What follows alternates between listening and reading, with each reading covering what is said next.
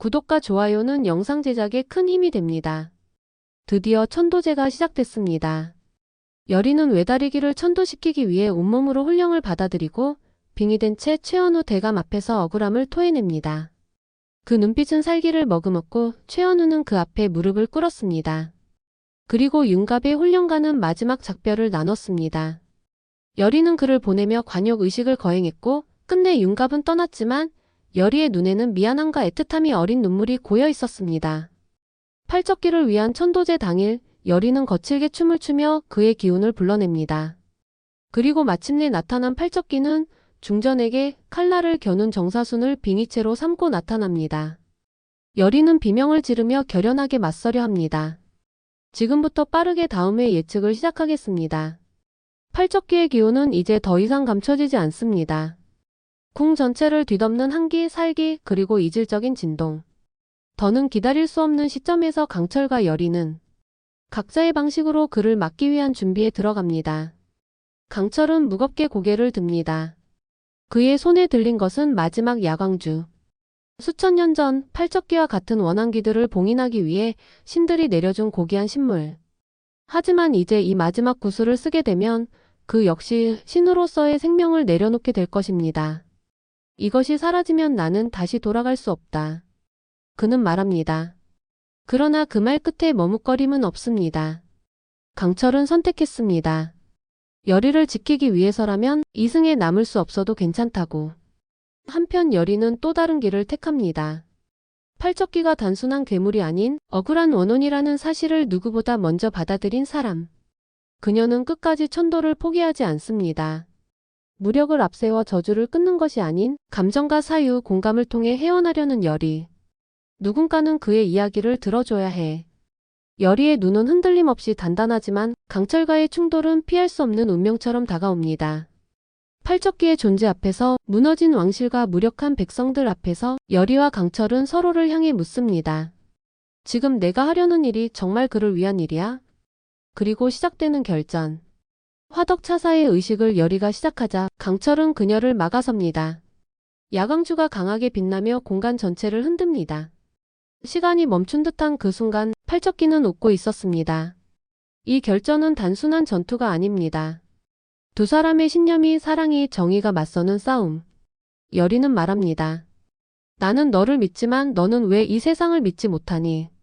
강철은 끝내 야광주를 손에 쥐고 그 빛을 자신의 가슴에 꿰어 넣습니다. 빛은 터지고 차사는 깨어나고 팔적기는 일시적으로 억제됩니다. 하지만 그 순간 여리는 강철의 손끝에서 피어나는 신의 빛을 보며 울부짖습니다. 그건 누군가를 지키기 위한 희생의 빛이었고 동시에 이별의 빛이었기 때문입니다. 그제야 여리는 깨닫습니다. 팔적기보다도 더 두려운 건 사랑하는 존재가 사라지는 일이라는 것을요. 신의 벌전을 두려워하지 않았느냐. 강철의 목소리는 차가웠습니다. 그러나 그 말은 단지 비난이 아니라 예언처럼 들렸습니다. 풍산의 최후가 이미 정해져 있다는 듯이. 그동안 풍산은 조용히 그러나 치밀하게 움직였습니다. 왕실의 몰락을 즐기듯 이용했고 팔적기를 도구처럼 다뤘으며 심지어 자신의 몸을 내어주는 데에도 주저함이 없었습니다. 자신이 저지른 죄와 야욕의 대가를 팔적기의 권력으로 덮을 수 있다고 믿었기 때문입니다. 하지만 그는 잊고 있었습니다. 팔적기는 결코 누구의 편이 아니며 그의 목적은 이용당할 만큼 가볍지 않다는 것을. 예고편에서 풍산은 점점 육체의 파괴를 겪고 있습니다. 눈빛은 흐려지고 손등에 핏줄이 검게 뒤틀리며 말끝마다 터져나오는 한의 언어는 이미 그가 팔적기의 껍데기가 되어버렸음을 암시합니다. 그리고 마침내 팔적기는 속삭입니다. 너는 쓸모가 다했다. 풍산은 말합니다. 저는 당신을 위해 모든 걸 걸었는데. 하지만 그 순간 팔적기는 풍산의 안에서 웃습니다.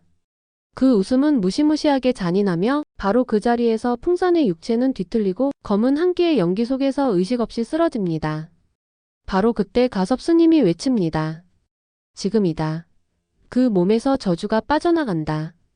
팔적기는 풍산의 몸을 완전히 벗어납니다. 이제는 독립적인 존재로 태어나기 위한 준비를 마친 것이죠.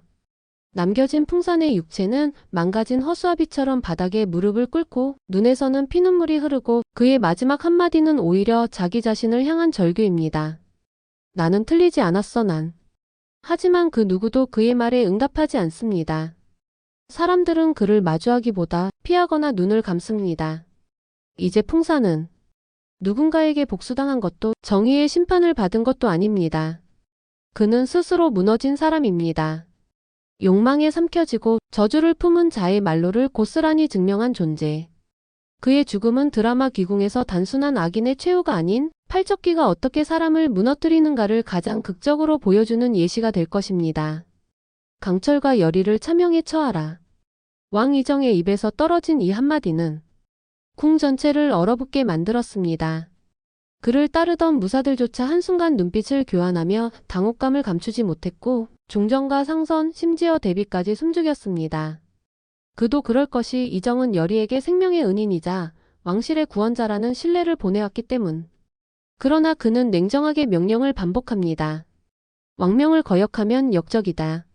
하지만 그 말이 끝난 후 그의 눈빛은 명확히 말하고 있었습니다. 이건 나의 진심이 아니다. 왕으로서 그 누구보다 무거운 책임을 지고 살아갑니다.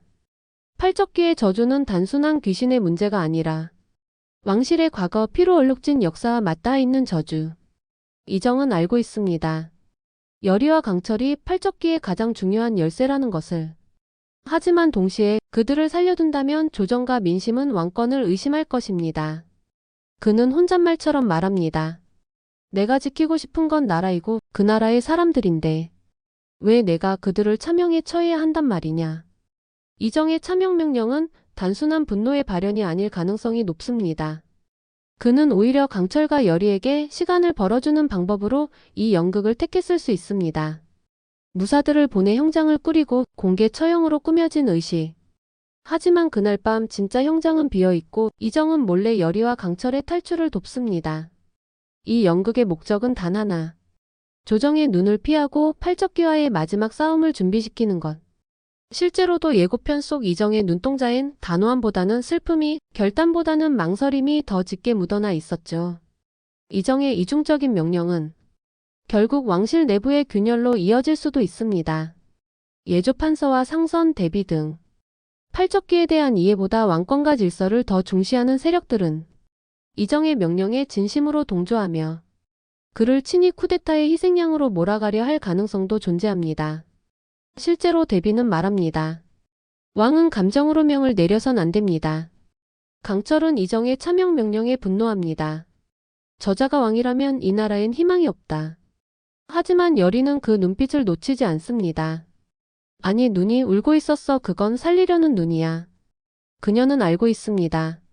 이정이 가슴으로 명령을 내렸다는 것을. 그리고 그 눈빛 속 고통은 나라와 백성, 사람과 인간 사이의 모든 경계에 선자만이 가질 수 있는 갈등이었음을. 팔적귀에 빙의된 정사순이 검을 들고 중전을 향해 달려들던 순간 열의는 외마디 비명을 지르며 달려가지만 칼끝은 이미 중전의 몸을 꿰뚫은 뒤였습니다.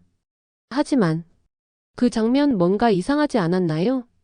카메라는 중전의 배를 천천히 클로즈업했고 피가 번져가는 천 사이로 숨소리는 들리지 않았습니다. 죽음을 암시하기엔 너무 조심스러운 연출이었습니다.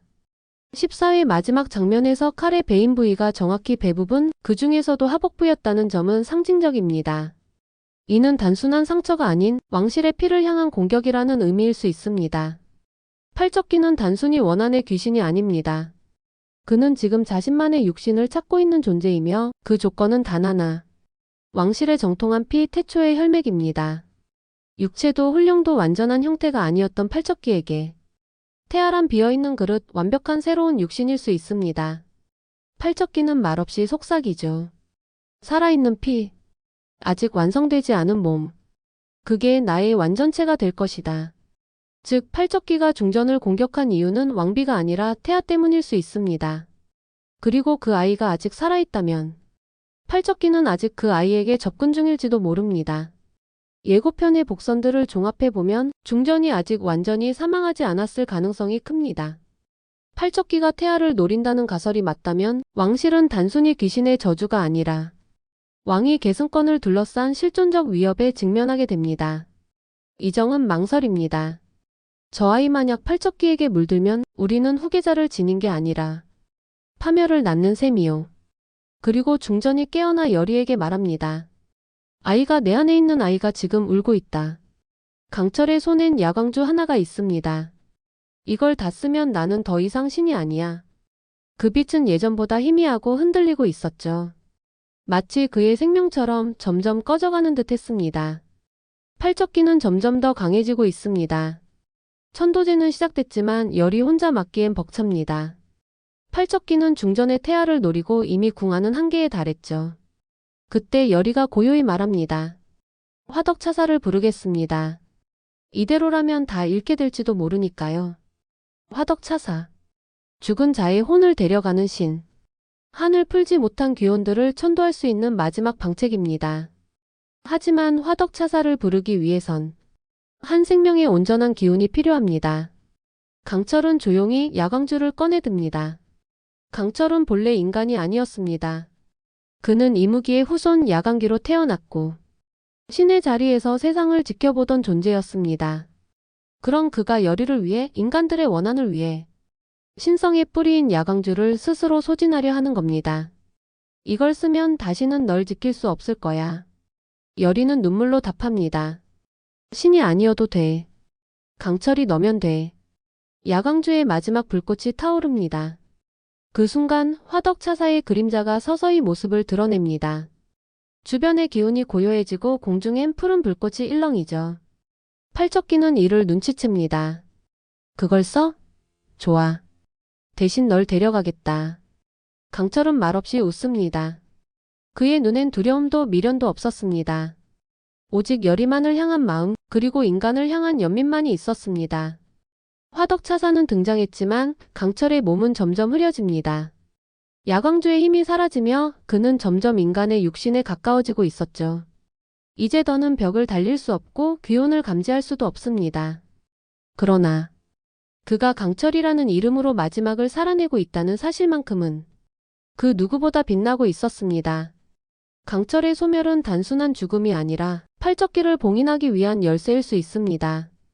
혹은 그가 소멸되는 순간 그의 일부가 야광주의 본체로 회귀해 열의에게 새로운 힘을 줄 수도 있죠.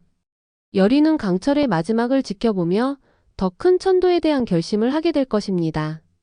이 영상은 뇌피셜로 제작되는 것이니 본 방송과 내용이 달라질 수 있는 점 양해 부탁드립니다.